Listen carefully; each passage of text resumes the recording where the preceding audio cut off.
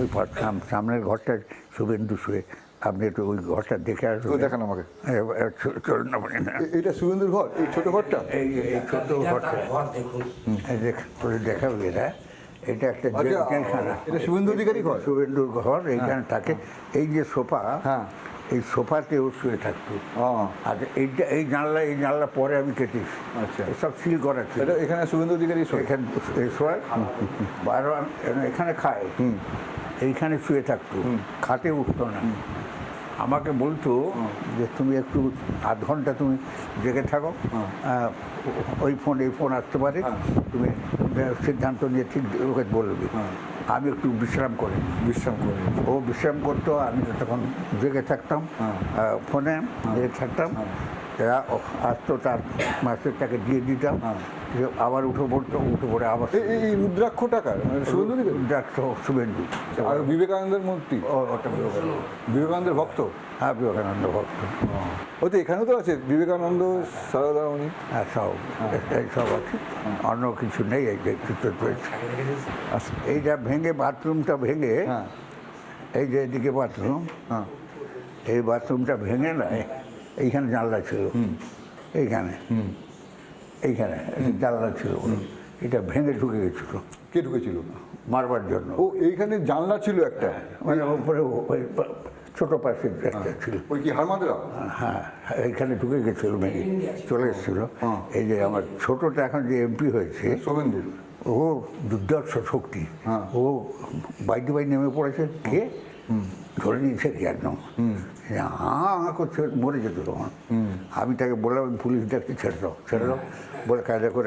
ভয়ঙ্কর ব্যাপার তো, ভয়ঙ্কর।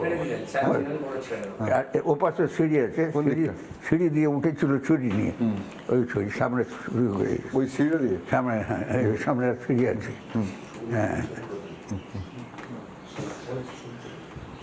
দাঁড়া হয়ে উঠেছে।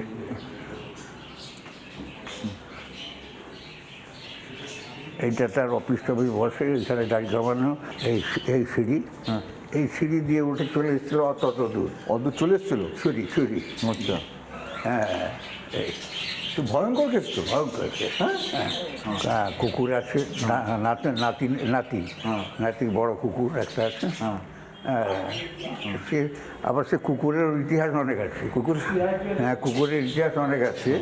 শুভেন্দুকে অ্যারেস্ট করার জন্য 350 ফোর্স নিয়ে জড়ো হয়েছে, উঠছে। তা এইখানে আমি আর শুভেন্দু বসে আছি। আমি বলছি, বাবা কী করবো, পালিয়ে যাবো, আমি যাবি কোথায়, যে ধরা পড়ে যাবে, চুপ করে বসতে হবে।